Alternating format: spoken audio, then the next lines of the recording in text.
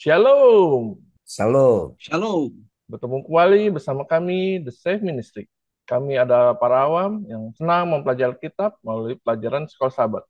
Kami adalah ministry yang mandiri, dan jika Anda ingin mendonasikan dana Anda dapat melihatnya di sepanjang video ini. Tidak terasa, kita akan mengakhiri triwulan ketiga ini. Kita akan ke pelajaran 13 dengan judul Tuhan yang Bangkit.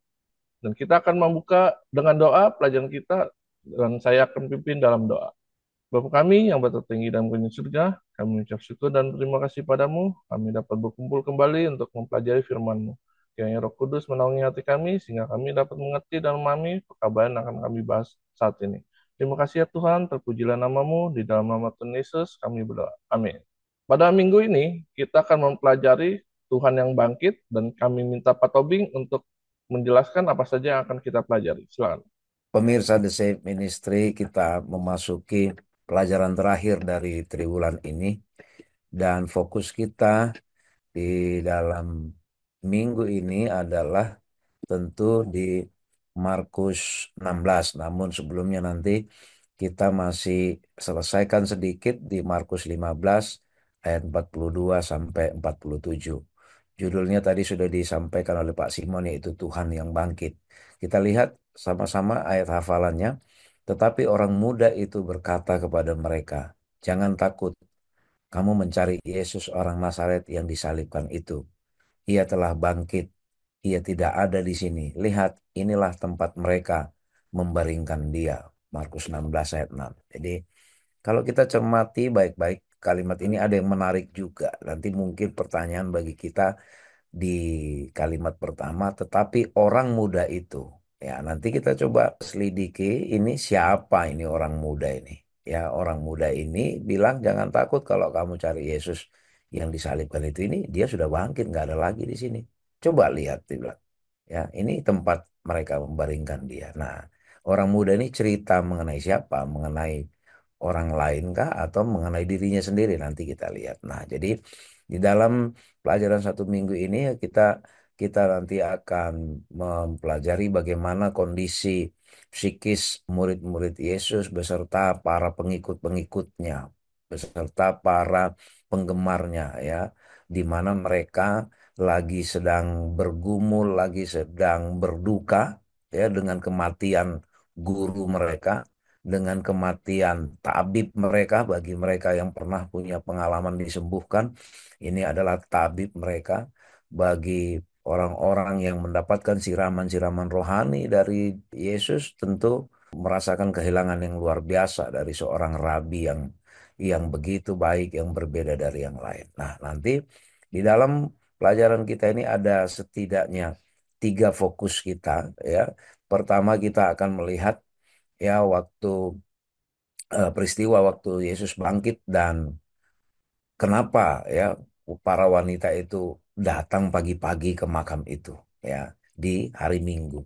Penulis pelajaran sekolah sahabat kita mencoba menantang kita, terutama umat-umat Advent kadangkala agak menghindari membahas masalah hari Minggu gitu ya, membahas itu momen penting di hari Minggunya ya. Lalu nanti yang kedua, kita di dalam ayat pertama Markus 16 itu ditekankan secara khusus kepada kita ya, karena satu itu ada satu pemikiran yang bisa mendalam kita bahas di situ nanti mengenai kalimat pertama di Markus 16, yaitu setelah lewat hari Sabat. Nah, ini ada satu dari kalimat ini saja bisa muncul satu diskusi panjang mengenai doktrin yang terkait dengan kata setelah lewat hari Sabat. Lalu nanti yang ketiga, di pelajaran di 2 hari terakhir dalam minggu ini kita akan melihat bagaimana misi Yesus disampaikan kepada murid-muridnya dan bagaimana Markus menerima ini dan disampaikan kepada kita melalui Injil yang kita pelajari. Demikian Pak Simon dan pemirsa The Safe Ministry sebagai pengantar pelajaran bagi kita dalam minggu ini. Baik, terima kasih Pak Tobing. Dan kita akan ke hari Minggu dengan judul yang cukup menarik, Bersukacita dalam Kebangkitan. Dan kami masih minta Pak Tobing untuk menjelaskan tentang hal itu. Kita perhatikan di dalam Markus 15 ayat 42 ya sampai 47. Ya, judul ini tentu sangat menyenangkan bagi kita ya.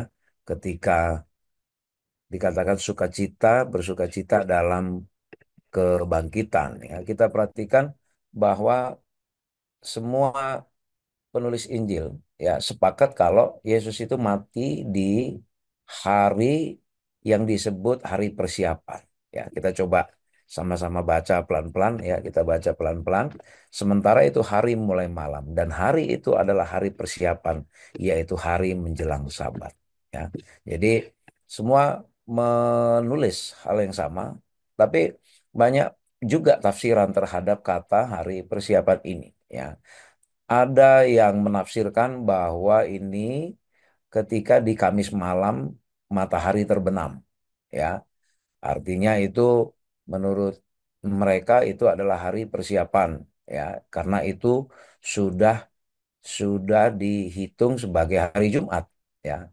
Lalu di dalam kenyataannya bahwa Yesus itu meninggal pada hari Jumat sore, ya, Jumat sore lalu dikuburkan, ya, dikuburkan sebelum matahari terbenam. Ada peran seseorang ketika di dalam kematian Yesus. Kalau di ayat 43, karena itu Yusuf orang Arimatea, seorang anggota majelis yang terkemuka, yang juga menanti-nantikan kerajaan Allah, memberanikan diri menghadap Pilatus dan meminta apa? Mayat Yesus. Jadi di luar dugaan juga bahwa ternyata ada seorang pejabat besar saat itu yang selama ini rupanya sudah mengagumi Yesus, lalu kemudian ya dia datang ke Pilatus, yang mungkin tidak sulit bagi seorang Yusuf dari Arimatea menemui pejabat dari Roma selevel gubernur yaitu Pilatus, karena Yusuf juga adalah seorang anggota majelis besar, jadi mudah bagi dia mendapatkan akses untuk bicara langsung ke Pilatus meminta supaya mayat Yesus diturunkan. Nah, malah Pilatus heran. Dia heran bahwa dia baru dengar kalau Yesus itu sudah mati. Ya, lalu dia panggil kepala pasukan dan dia tanya, itu Yesus sudah mati. Dijelaskan keterangan dari kepala pasukannya. Oh, oke. Lalu dia bilang, turunkan mayatnya Yesus itu, kasih kepada Yusuf. Lalu Yusuf pun apa? Dia beli kain lenan, dia turunkan mayat Yesus, dia kapani ya. Dia kapani ya, ini seperti tradisi Yahudi lah ya. Lalu apa? Dia baringkan di dalam kubur yang digali. Ya tentu kuburnya berbeda, bukan kubur yang kita kita seperti mungkin di Indonesia sebagian itu tanah dikeruk masukkan ke bawah gitu ya, tapi ini kubur yang digali di Bukit Batu. Jadi mungkin kalau bagi kita yang pernah tahu katakanlah di daerah Sulawesi Selatan di Toraja ya, itu mayat ditaruh di bukit-bukit, di dilobangin ya, itu lalu ditutup dengan batu ya, kira-kira ada kemiripan seperti itu. Nah, siapa yang mengiringi pada waktu Yesus dibaringkan? Ada dua orang perempuan yang secara khusus dicatat di sini, Maria Magdalena dan Maria ibu Yoses. Ya, mulai dari Jumat sore itu dan sepanjang hari Sabat itu mayat Yesus sudah terbaring, lalu seperti biasa mereka orang Yahudi merayakan atau menjalankan ibadahnya di hari sepanjang Sabat itu. Kemudian dikatakan Sabtu malam, ya, Sabtu malam si wanita ini setelah tutup Sabat mungkin ya kalau istilah di kita, mereka beli rempah-rempah, kemudian minggu minggu pagi maksudnya mau mau pergi ke makam, ziarah lah ya, mau ke makam supaya sekaligus apa, diselesaikanlah proses penguburannya Yesus saat itu. Bisa saja mungkin ada tradisi di Yahudi, dibawalah rempah-rempah supaya tidak terlalu menyengat. Kalau di kita mungkin saat ini diberi formalin kali ya Pak Simon ya, diberi formalin supaya supaya tidak membusuk bau gitu ya. Nah, apa yang diajarkan di sini? Dari kisah ini ada pemahaman beberapa saudara kita, ya terutama ya sebagian besar lah ya, mayoritas saudara kita yang sesama kita Kristen sendiri menyikapi kejadian di hari Minggu. Ketika mereka pergi ke makam pagi-pagi, rupanya sudah tidak ada lagi Yesus di sana. Ya, sudah tidak ada Yesus karena apa? Rupanya sudah bangkit. Nah, jadi fakta ini dipersepsi berbagai cara dan sebagian besar sahabat-sahabat kita orang Kristen melihat kesakralan hari Minggu itu sehingga hari itu dikuduskan sebagai hari ibadah. Nah, tentu kita kalau secara objektif mempelajarinya, fakta yang tidak bisa dihindarkan adalah memang Yesus bangkit hari Minggu. Ya, Yesus memang bangkit hari Minggu, tapi kalau kita misalnya kita selidikin lebih jauh, apakah ada secara khusus Allah mengatakan atau Yesus mengatakan bahwa karena kebangkitan hari Minggu ini, maka hari Minggu ini disakralkan menjadi satu hari ibadah. Ini yang kita menjadi pelajaran yang perlu diselidikin lagi. Nah, kalau kita lihat, kita selidiki di dalam Kolose 2 ayat 10 sampai 12 ya, bahwa yang menjadi satu peringatan ya, menjadi satu peringatan untuk mengingat kematian lalu kebangkitan Yesus itu bukanlah mensakralkan hari Minggu, katakanlah dikuduskan menjadi hari ibadah, tetapi baptisan adalah lambang bagaimana bagaimana kita dikuburkan bersama dosa sama seperti kematian Yesus itu. Lalu ketika kita keluar dari air itu melambangkan kita bangkit, ya kita keluar dari dosa-dosa kita, lalu kita menerima hidup yang baru.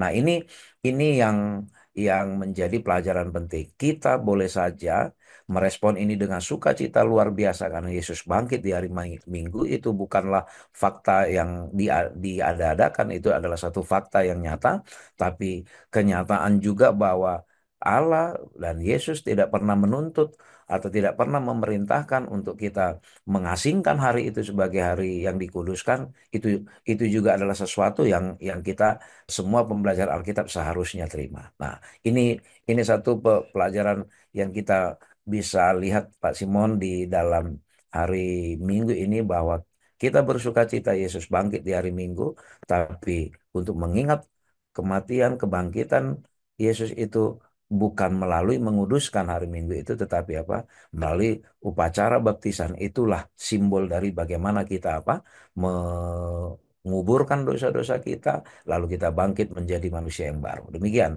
Pak Simon dan pemirsa The Safe Ministry. Baik, terima kasih Pak Tobing untuk penjelasannya. Dan kita akan melanjutkan perjalanan kita ke hari Senin dengan judul Batu itu digulingkan ke samping. Dan kami minta Pak Fajar untuk menjelaskan tentang hal ini. Silakan, Pak. Iya, Pak Simon dan pemirsa The Safe Ministry ya. Kita kembali masuk ke hari Senin dan ini sebetulnya melanjutkan kisah dari apa yang disampaikan oleh panelis saudara Elvin. Kita masuk ke Markus pasal 16 ayat 1 sampai 8 dan ada beberapa tulisan dari Paulus yaitu di dalam 1 Korintus 15 ayat 1 sampai 8. Dan kisah ini ditulis sama ya, saling mendukung satu sama lain, baik Markus maupun Rasul Paulus. Nah, apa yang dimaksud dengan batu itu digulingkan ke samping? Tadi udah dijelaskan bahwa kuburan yang diberikan kepada Yesus itu bukan kuburan seperti zaman sekarang ini ya, harus digali dulu kemudian jasadnya itu dimasukkan, tapi ini mencari sebuah gua kemudian jasad itu diletakkan di atas batu di dalam gua tersebut. Nah, ketika Yesus itu bangkit pada hari Minggu, kemudian batu itu sudah digulingkan oleh malaikat dan para penjaga-penjaga itu sudah tunggang langgang lari karena mereka mungkin takut ya, ada satu kuasa yang luar biasa, mereka tidak sanggup. Kemudian batu ini akhirnya ya terguling ke samping. Nah, ketika perempuan itu datang, mereka tidak menemukan jasad daripada Tuhan Yesus dan seorang orang muda ya, orang muda mengatakan bahwa Yesus itu sudah bangkit. Nah, kalau kita lihat dari peristiwa ini ada dua persepsi. Yang pertama itu sebagian orang itu tidak percaya bahwa Yesus itu bangkit. Kemudian yang sebagian percaya bahwa Yesus itu sudah bangkit. Tapi ada beberapa alasan-alasan yang sangat ekstrim. Saya mencatat di pelajaran yang hari Senin ini ada 5 alasan ekstrim mengapa kita harus percaya kepada kebangkitan Yesus ya. Yang pertama itu kita tahu bahwa Allah itu adalah pencipta dan kita percaya bahwa Allah itulah yang memiliki satu kuasa untuk membangkitkan Yesus. Itu yang pertama. Kita percaya bahwa dia adalah sang pencipta. Apapun yang dilakukan pasti bisa. bahkan menciptakan langit dan bumi. Kalau hanya untuk sekedar membangkitkan Yesus dari kematian ya, itu bisa. Kemudian, yang kedua, faktanya adalah kubur itu adalah kosong, tidak ada jasadnya lagi. Pertanyaan lalu kemana? Kalau itu tidak bangkit ya, atau mungkin diambil oleh orang lain. Tapi yang jelas, kubur itu, faktanya adalah kubur itu adalah kosong. Bahkan orang ateis pun percaya dengan fakta seperti ini ya. Kemudian yang ketiga, ada anggapan bahwa para muridnya itu mencuri jasad Yesus. Dan ini yang tidak masuk akal ya. Ada anggapan bahwa jasad Yesus ini dicuri oleh murid Tuhan Yesus ya. Berapa sih murid Tuhan Yesus? 12 ya. Mungkin dikurangi satu oleh Yudas. 11. Melawan para penjaga Romawi. Kita tahu bahwa pasukan-pasukan Romawi ini sangat sangat hebat ya. Dari sisi histori itu mereka memiliki untuk bertempur itu sangat berpengalaman sekali ya. Kejam ya. Ini pasukan Romawi yang dihadapi. Mana mungkin? Mana mungkin 11 murid-muridnya itu mencuri kemudian mengalahkan pasukan Romawi itu. Jadi hal itu tidak mungkin. Tidak mungkin jasad Yesus itu dicuri oleh murid-muridnya. Bahkan kalaupun ada anggapan bahwa mereka mencuri, pertanyaan adalah kenapa mereka tidak ditangkap? Tidak ada satu tindakan untuk menangkap si pencuri itu dari Romawi. Berarti kemungkinan besar adalah bahwa memang bukan bukan mereka yang mencuri. Kemudian alasan yang keempat, yang sangat ekstrim dan kita perlu mengetahui ya, bahwa Yesus ini memperlihatkan dirinya, menampakkan dirinya kepada murid-muridnya ya. Mari kita coba akan baca dalam 1 Korintus 15 ayat yang keempat ya. Bahwa ia telah dikuburkan dan bahwa ia telah dibangkitkan pada hari yang ketiga sesuai dengan kitab suci. Ayat yang kelima, bahwa ia telah menampakkan diri kepada Kefas dan kemudian kepada kedua belas muridnya. Sesudah itu ia menampakkan diri kepada lebih dari 500 saudara sekaligus. Kebanyakan dari mereka masih hidup. Yang ini ketika tulisan ini ditulis oleh Rasul Paulus ya. Kebanyakan dari mereka masih hidup sampai sekarang. Tetapi beberapa di antara telah meninggal. Ayat yang ketujuh. Selanjutnya ia menampakkan diri kepada Yakobus, kemudian kepada semua rasul, dan yang paling terakhir dari semuanya ia menampakkan diri juga kepadaku. Ini Rasul Paulus, maksud dari kepadaku. Sama seperti kepada anak yang lahir sebelum waktunya. Ini fakta yang tidak bisa disangkal bahwa Yesus itu bangkit, buktinya dengan menampakkan diri ke beberapa orang-orang. Kemudian alasan yang kelima adalah kalaupun mereka itu bahwa kebangkitan Yesus itu adalah bohong, kenapa murid-murid rasul yang pengikut Kristus itu sampai rela mati hanya dengan sebuah kebohongan? Nggak mungkin. Kalau itu bohong nggak mungkin sampai mereka mengorbankan dirinya untuk mati demi memberikan keyakinan bahwa Yesus itu sudah bangkit.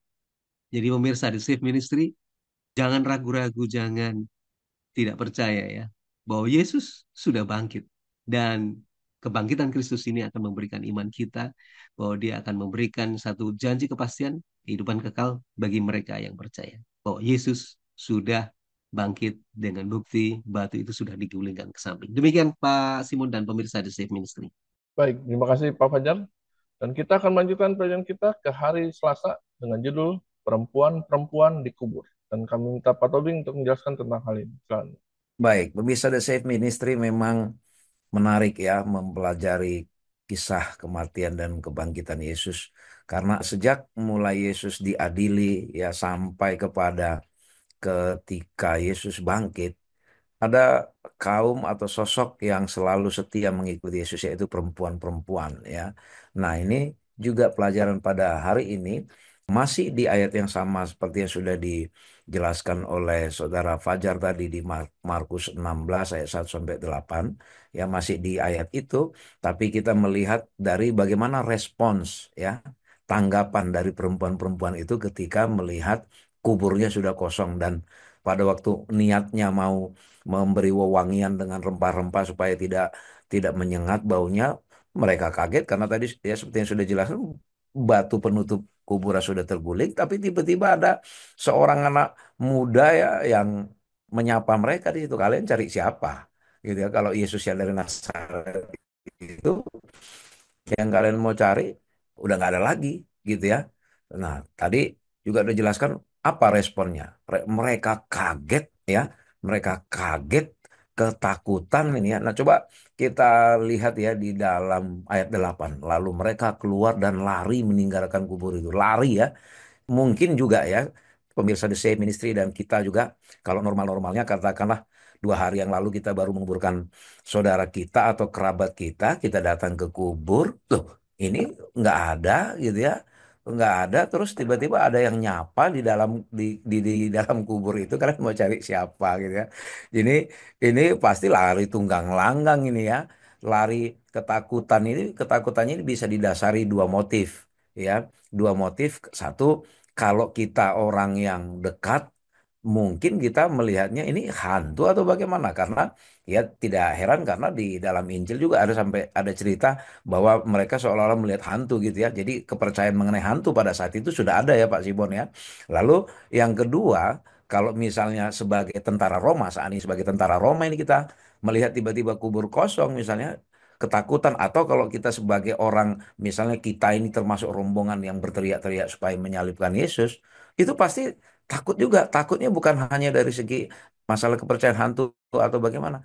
Pasti mereka dalam tanda petik dihantui rasa bersalah. Loh, ini orang yang kita udah bunuh ini kok ternyata sudah nggak ada. Jangan-jangan mau balas dendam ini ke kita. Kan gitu ya, kalau kalau dikaitkan sama kepercayaan-kepercayaan pada saat itu. Lari tunggang langgang. Lalu apa? Mereka tidak mengatakan apa-apa kepada siapapun juga karena takut. Tapi apa? Dengan singkat mereka sampaikan semua pesan itu kepada Petrus dan teman-temannya. Sesudah itu, Yesus sendiri dengan perantaran muridnya yang memberitakan dari timur ke barat. Jadi, kalau kita perhatikan struktur Markus di dalam menuliskan sosok mengenai Yesus, sampai setengah dari Injil Markus itu selalu disampaikan bahwa Yesus itu merahasiakan identitasnya sebagai Mesias.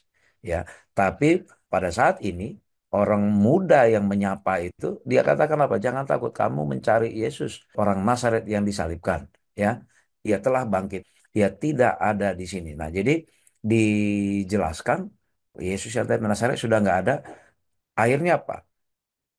Walaupun mereka awal mula takut, Pak Simon, tapi akhirnya apa? Mereka tidak bisa juga tahan berita yang mereka mau sampaikan. Dia sampaikan pertama ke siapa? Ke Petrus. Ya, ke Petrus ini. Memang Petrus ini sosok murid yang istimewa ya, karena Petrus murid yang aktif dan mereka sampaikan kepada Petrus, disampaikan juga ke murid-murid yang lain. Lalu kalau kita baca misalnya dari Injil yang lain juga dijelaskan, tadi sudah disampaikan juga oleh panelis saudara Fajar, bagaimana Yesus juga memberitahukan bahwa ini ini dirinya sendiri. Nah, artinya apa? Yesus sendiri juga benar-benar menyatakan bahwa dia Mesias yang sudah bangkit. Dia ikut aktif bersama murid-muridnya memberitakan dari timur ke barat ya, berita yang kudus dan tak terbinasakan. Nah, itu bahasa di dalam Markus. Nah, pelajarannya di dalam pelajaran hari ini yang mau disampaikan adalah apa respons kita ketika kita mendengarkan atau mengetahui kabar baik. Ya, apa respon kita ketika kita mengetahui bahwa ada satu harapan keselamatan bagi kita? Apakah diam dalam keadaan takut, atau kita akan segera membagikan itu ke orang lain? Nah, ini satu pelajaran aplikatif bagi kita. Ketika kita sudah mengetahui kabar baik mengenai kasih karunia, bagaimana belas kasihan Allah melalui Yesus mati menebus kita dari dosa-dosa kita, apakah kita akan tinggal diam terhadap hal ini? Apakah kita tidak ingin menyampaikan ke seluruh orang, sama seperti para perempuan ini, walaupun awal mula shock, takut, tapi akhirnya apa? Mereka tidak bisa tahan, mereka harus sampaikan itu dan aktif menyampaikan, memberitahu bahwa iya, itu Yesus yang kalian salibkan itu sudah bangkit. Nah, sama seperti kita, ketika kita mengalami pengalaman rohani yang langsung, kita merasakan bagaimana tuntunan Tuhan, belas kasihan Tuhan kepada kita. Apakah kita akan tinggal diam? Apakah kita tidak mau mengajak orang lebih banyak lagi untuk merasakan kasih karunia Yesus? Itu pelajaran yang aplikatif dari kita di dalam hari ini. Demikian Pak Simon dan pemirsa The Safe Ministry. Baik, terima kasih Pak Tobit. Dan kita akan melanjutkan perjalanan kita ke hari Rabu dengan judul Menampakkan Diri kepada Maria dan yang lain. Dan kami minta Pak Fajar untuk menjelaskan tentang hal ini.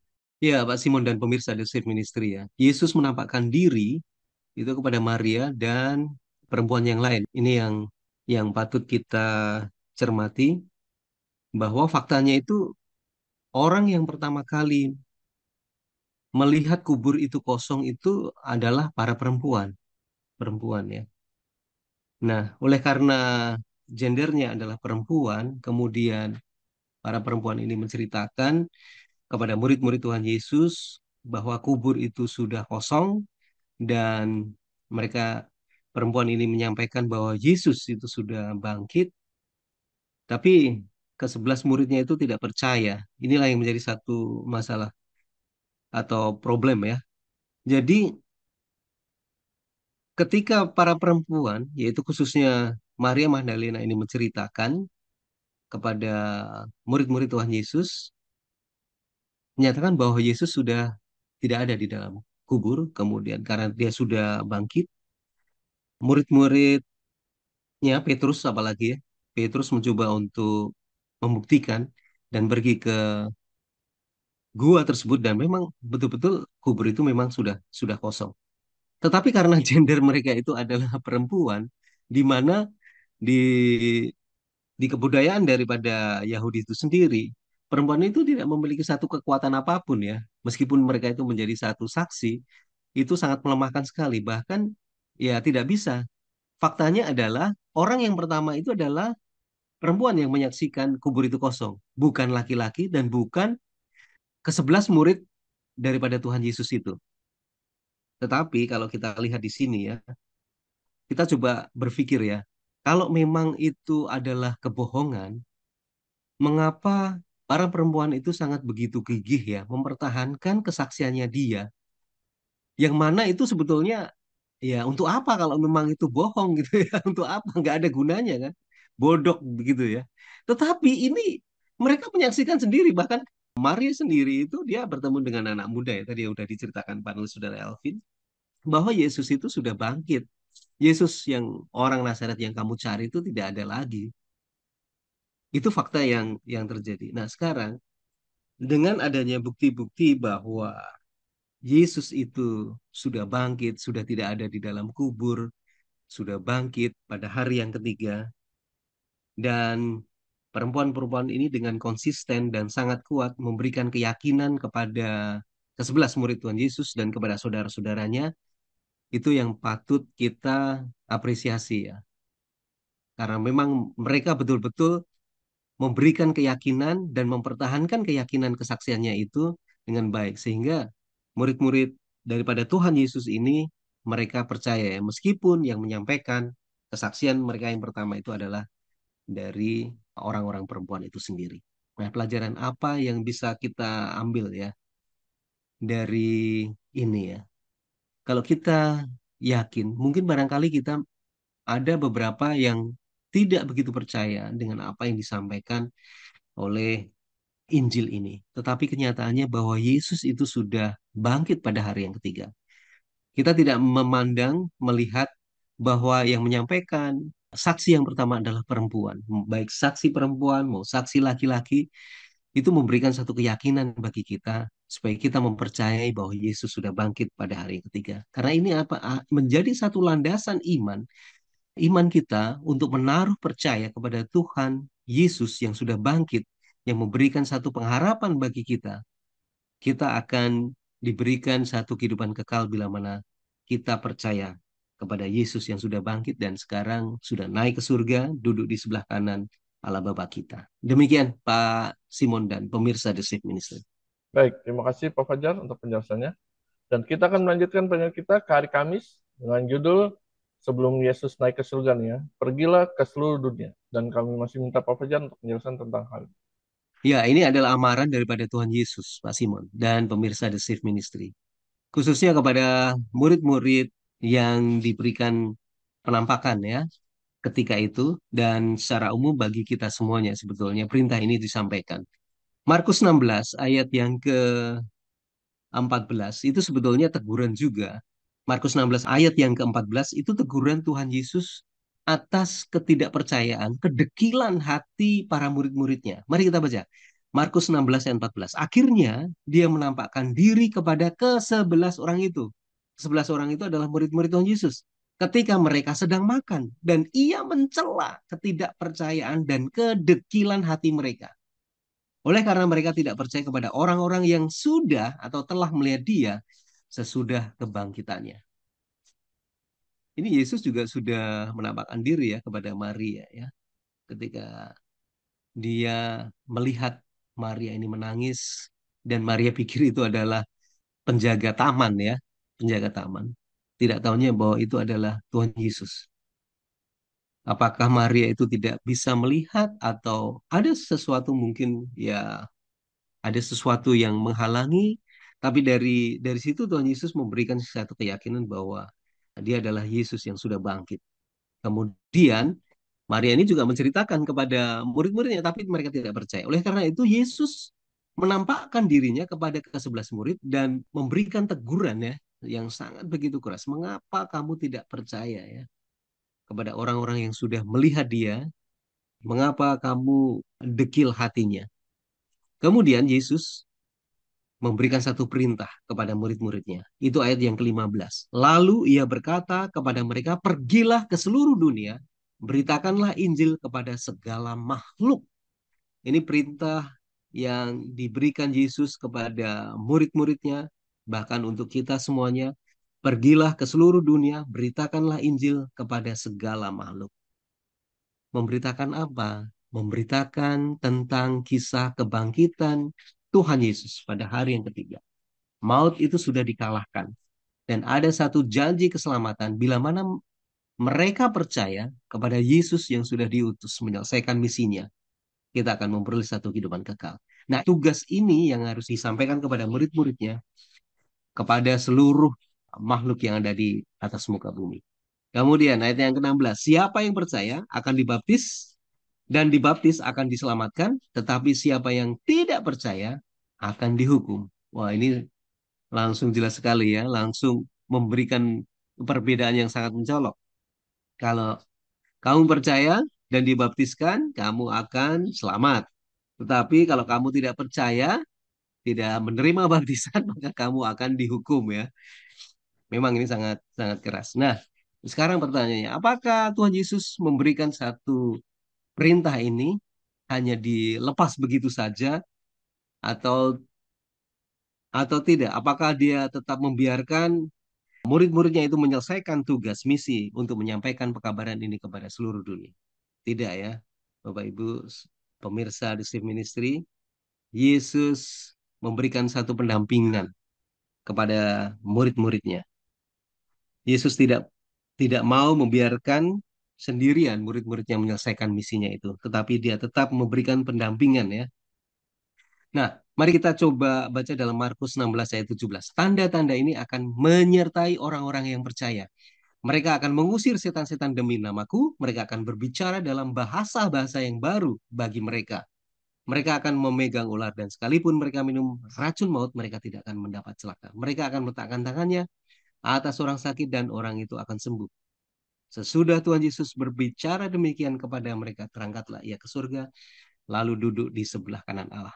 Jadi pertemuan terakhir Tuhan Yesus di Bukit Zaitun kepada murid-muridnya, khususnya kepada ke-12 murid-muridnya adalah mereka memiliki satu misi, tugas yang harus diselesaikan, yaitu menyampaikan pekabaran Injil ke seluruh dunia. Dan Tuhan tidak membiarkan mereka sendirian. Mereka diberikan satu kuasa ya, kuasa untuk menggunakan itu untuk menyelesaikan misi ini. Bahkan kuasa untuk bisa memberikan kesembuhan, kuasa untuk bisa memahami dan mengerti berbagai bahasa di daerah mereka masing-masing. Ini menjadi satu bukti bahwa Tuhan tidak membiarkan murid-muridnya menyelesaikan misinya itu dengan sendirian, tetapi memberikan pendampingan dan khususnya Tuhan Yesus berjanji akan memberikan roh penolong yaitu Roh Kudus untuk memberikan pendampingan menyelesaikan pekerjaan Tuhan. Apa sih pelajaran yang bisa kita ambil dari sini? Tugas ini bukan hanya tugas diberikan kepada ke-12 murid pada waktu itu, tetapi Tuhan Yesus juga memberikan satu tugas misi ini kepada kita yang hidup pada zaman ini. Bila mana ada beberapa orang-orang yang belum percaya akan kebangkitan Yesus, dia adalah salah satu jalan kebenaran dan hidup, penolong yang ajaib, sampaikan kepada saudara-saudara kita, teman-teman kita, kasih karunia yang Tuhan Yesus tawarkan, biarlah ini boleh kita bawakan kepada semua orang. Sehingga bukan hanya kita aja yang selamat, tetapi lebih banyak saudara-saudara kita yang percaya dan dapat boleh diselamatkan ketika Yesus datang pada kali yang kedua. Demikian Pak Simon dan pemirsa The Safe Ministry. Baik, terima kasih Pak Fajar untuk penjelasannya. Tidak terasa kita akan mengakhiri pelajaran kita pada minggu ini, dan kami minta Pak Tobing untuk merangkumkan apa saja yang telah kita pelajari. Silakan. Pemirsa The Safe Ministry, kita sudah disuguhkan sepanjang 1 triwulan mengenai sosok Yesus dalam pelayanannya selama di dunia. Bagaimana dia meninggalkan kemewahan kerajaan sorga, lalu dia hidup bersama dengan kita, menderita, mengalami fitnahan, ya, dia melakukan hal yang baik, malah dicari-cari kesalahannya, ditunggu-tunggu oleh para pemuka agama yang setiap hari berkutat dengan kitab suci, tapi mereka mengikuti Yesus bukan karena mau menerima ajaran, tapi mau mencari kapan Yesus bisa ditangkap. Lalu tiba pada akhirnya Yesus akhirnya ditangkap, diadili, dipermalukan, disiksa, dan mati pada hari Jumat sore. Lalu kemudian pada hari Minggu pagi, ya, Yesus didapati sudah bangkit. Dan ini adalah satu harapan besar bagi kita. Ya, kematian mungkin bagi kita yang mengalami orang terdekat meninggalkan kita itu adalah satu peristiwa yang menyedihkan. Tapi kematian Yesus dan kebangkitannya memberikan harapan bahwa kita akan bertemu dengan Yesus nanti di kerajaan surga. Pemirsa The Safe Ministry, yang perlu kita respons adalah apakah tanggapan kita terhadap berita baik, kasih karunia, berita Injil, keselamatan cuma-cuma yang Tuhan berikan itu kepada kita. Apakah kita akan tinggal diam? Apakah kita akan menahan itu sendiri, atau malah lebih ekstrim, ya, malah mencoba membangkang, mengatakan bahwa Yesus tidak bangkit? Ini luar biasa, ini pembangkangan yang luar biasa. Bagaimana dia sudah menyerahkan hidupnya, tapi tiba-tiba ada yang berani menginterpretasi bahwa Yesus itu tidak bangkit, Yesus itu dicuri mayatnya, ya, oleh murid-muridnya. Ini luar biasa. Yang ditunggu dari kita sekarang adalah bagaimana kita merespon semua pelayanan Yesus selama di dunia ini, dan terutama apa? Kematian, pengorbanan dia bagi kita.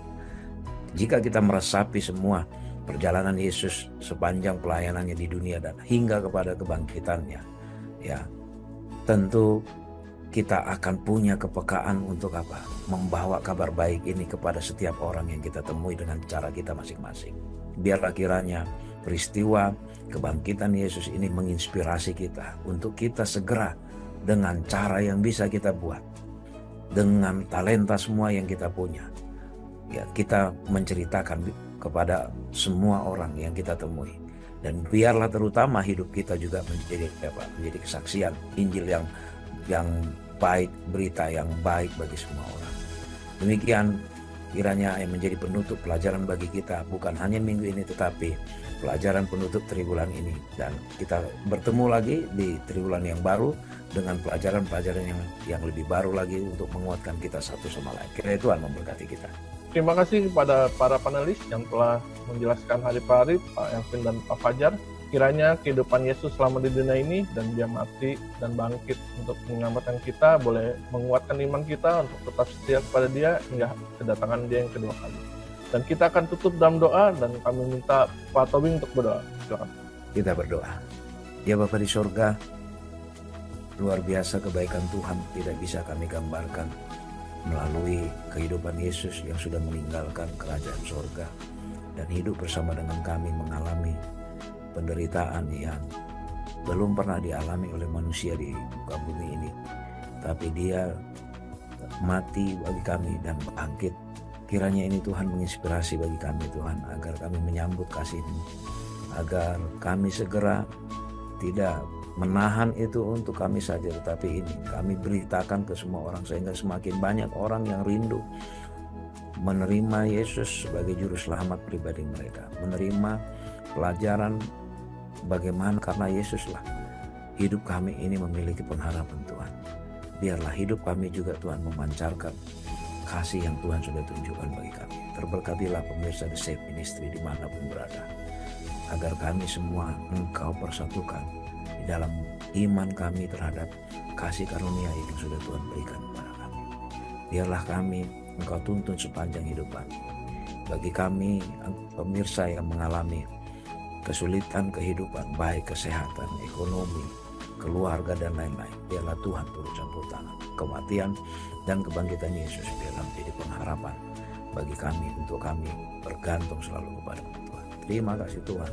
Mohon ampun kami dari pelanggaran dan dosa kami berbuat, dalam nama Yesus kami berdoa. Amin. Amin. Terima kasih pada para pemirsa yang telah menyaksikan video ini. Biarlah ini boleh menjadi berkat bagi kita. Dan jika Anda berkenan, Anda boleh membagikan juga pada orang lain agar orang lain boleh dapat berkat. Silakan subscribe, like, komen, dan membagikan. Terima kasih. Sampai bertemu di Triwulan yang baru. Shalom. Shalom. Tuhan Tuhan memberkati.